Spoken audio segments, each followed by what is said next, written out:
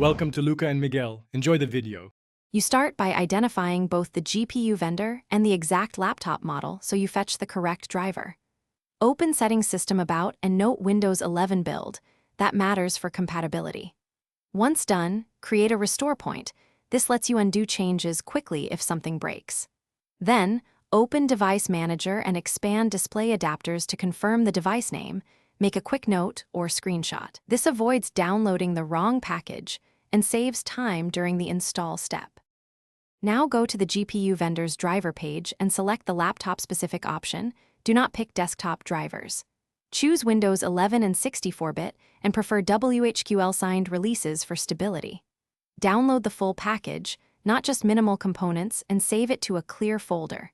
While that downloads, close web browsers and heavy apps to prevent conflicts.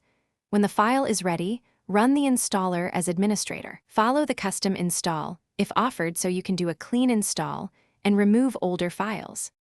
Run the downloaded installer with administrator rights and pick the clean install option to remove legacy components.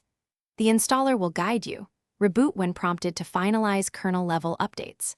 After restart, open Device Manager and verify driver version, then launch the vendor control panel to confirm GPU functionality and settings. If the system is unstable, make sure to boot safe mode and use Display Driver Uninstaller to fully remove drivers. Then reinstall the correct package. That rollback path fixes most drivers. Thanks for watching and please subscribe. It's the best investment you'll ever make.